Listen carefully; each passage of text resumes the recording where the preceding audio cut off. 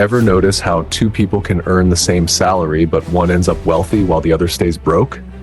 It's not luck. It's not magic. It's habits.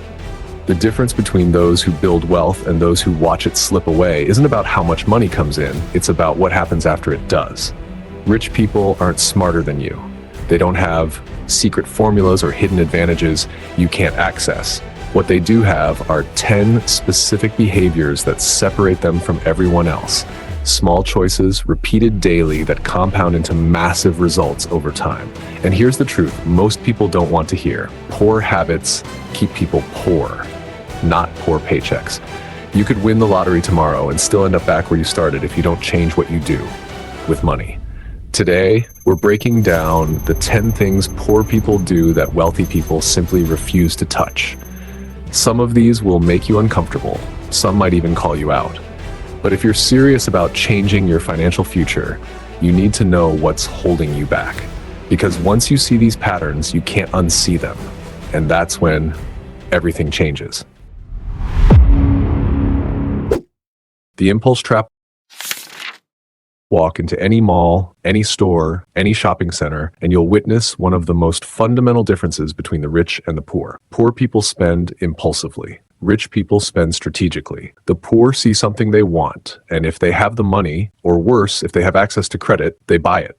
The rich see something they want, and they ask themselves a different question entirely. Will this increase my net worth or decrease it? This isn't about self-control alone. When you're living paycheck to paycheck, every purchase feels urgent. You think to yourself, I have the money now, but I might not have it next week. So you buy the shoes, the gadget, the dinner out. The rich think differently. They know the money will still be there next week because they've built systems to ensure it. They can afford to wait, to research, to find better deals, or to skip the purchase entirely. The psychology here is fascinating. Scarcity creates urgency. Abundance creates patience. And patience, it turns out, is one of the most valuable financial skills you can develop. Living on the edge. Poor people live paycheck to paycheck without savings. Rich people live below their means with multiple safety nets. This difference shapes everything about how they move through the world. When you have no savings, every unexpected expense becomes a crisis. A car repair, a medical bill, even a late paycheck can derail your entire month. You're constantly in survival mode, making decisions based on immediate necessity rather than long-term benefit. Rich people, on the other hand, have what financial experts call FU money. Not because they're arrogant, but because they have the freedom to make choices based on what's best for them, not what's urgent. They can invest in opportunities that poor people simply can't afford to wait for. They can take calculated risks because they have cushions to fall back on. The wealthy understand something profound about money. It's not just about what you earn, it's about what you keep. And what you keep gives you options. Options give you power. Power gives you more options. It's a cycle that builds on itself, creating an ever-widening gap between those who have financial cushions and those who don't. The time tax. Here's something most people don't talk about when discussing wealth inequality. Rich people buy time, poor people spend it. If you're poor, you wait. You wait for the bus because you can't afford a car. You wait in line at the laundromat because you don't have a washer and dryer. You drive across town to save $5 on groceries because those $5 matter. You accept inconveniences that rich people simply pay to avoid. Time is the ultimate equalizer. We all get 24 hours a day. But rich people have learned to treat time as their most valuable asset. They'll pay extra for convenience, for speed, for comfort. They understand that time saved can be time invested in activities that generate more wealth. Poor people often can't afford this luxury. They're forced to trade time for small savings, not because they want to, but because they have to. This creates a hidden tax on being poor. It takes time to be poor, time to compare prices, time to wait for cheaper options, time to fix things instead of replacing them, time that could otherwise be spent learning new skills, building relationships, or creating additional income streams. The calculator life. Watch someone poor shop for groceries, and you'll see mathematics in action. They're calculating, adding, estimating, making sure they don't exceed their budget. They know the price of milk at 3 different stores. They can tell you which day of the week the grocery store marks down their meat. They've memorized which brands offer the best value per ounce. Rich people rarely engage in this level of financial arithmetic for daily purchases, not because they're careless with money, but because the amounts involved don't significantly impact their overall financial picture. This constant calculation isn't just about shopping. It extends to every aspect of life. Poor people calculate whether they can afford to turn on the heat, whether they can buy their child the school supplies they need, whether they can afford to put gas in the car to go to a job interview. Every decision becomes a math problem with consequences that ripple through their entire lives. Rich people do calculate, but they calculate differently. They calculate return on investment, compound interest, tax implications. They're doing math too, but it's math focused on growing wealth rather than conserving what little they have. The endurance test.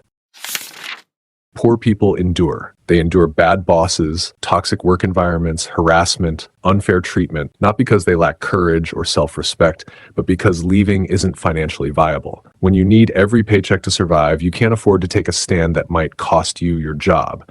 You develop an almost superhuman tolerance for discomfort because comfort is a luxury you can't afford. Rich people have what's called walking away power. If a boss treats them poorly, they can leave.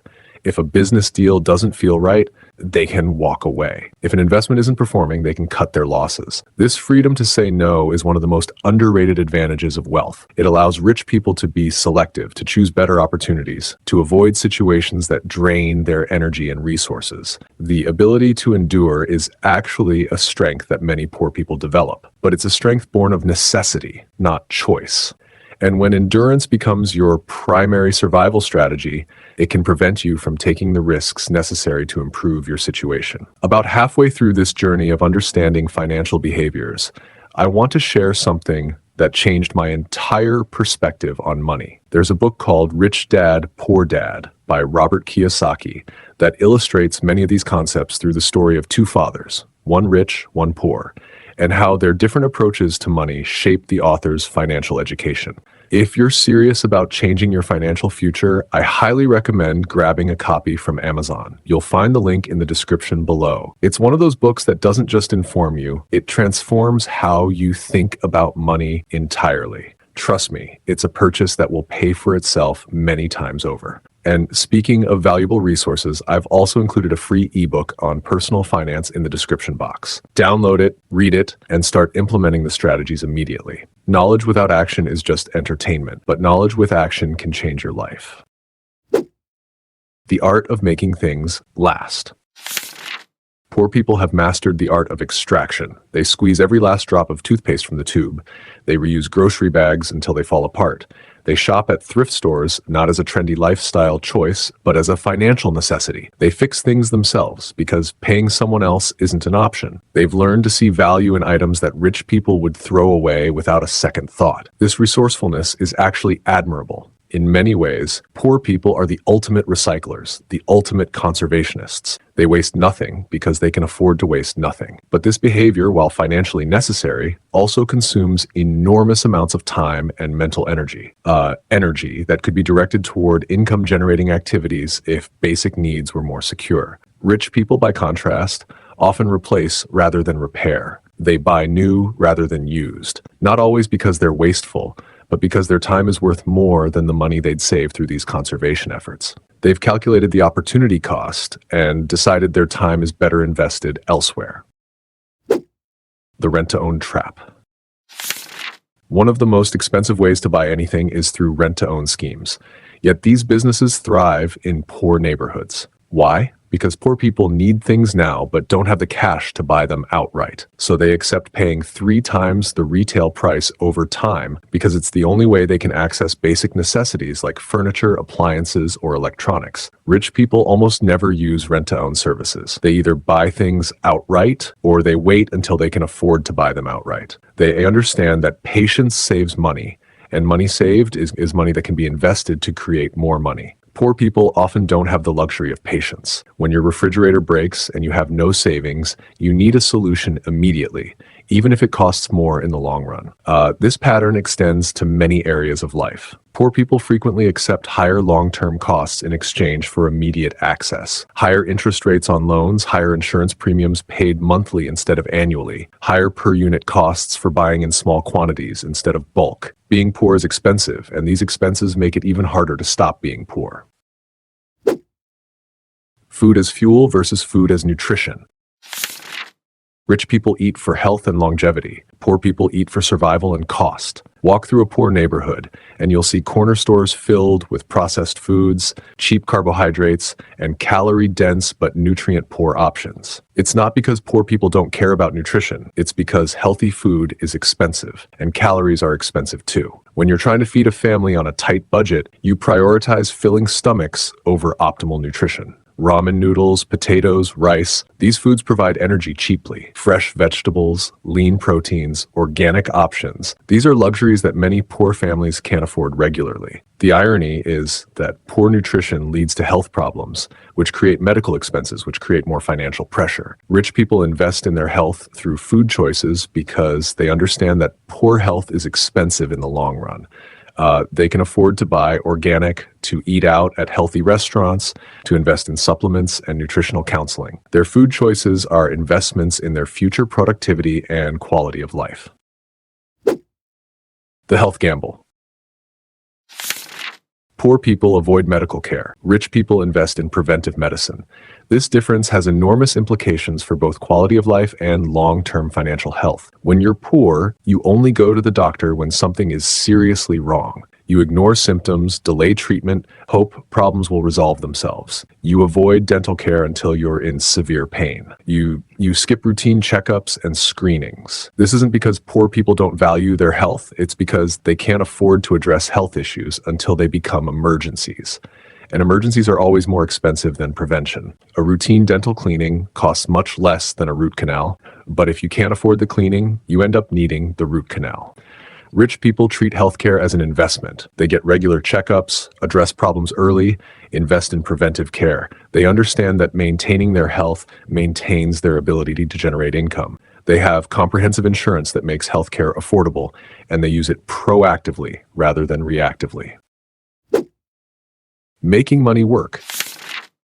Here's perhaps the most crucial difference of all. Poor people work for money. Rich people make money work for them. Poor people earn income through labor, trading time for dollars. Rich people create systems that generate income whether they're actively working or not. They invest in stocks, real estate, businesses. They understand compound interest, passive income, and the power of having multiple income streams.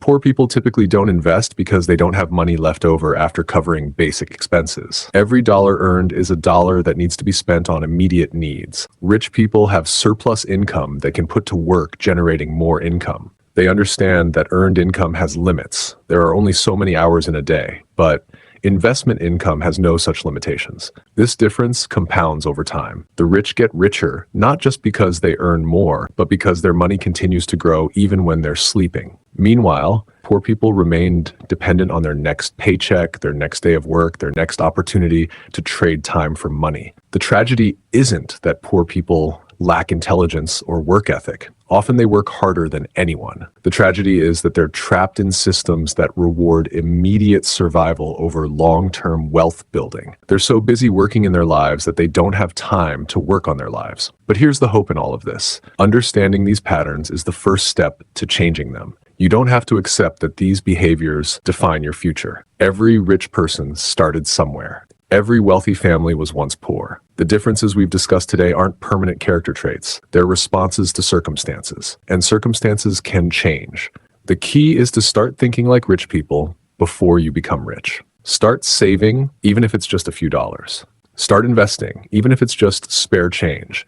Start valuing your time and looking for ways to increase its value. Start making decisions based on long-term benefit rather than short-term necessity. Remember, becoming wealthy isn't about luck or inheritance or special talents. It's about developing the habits and mindset that wealthy people have developed.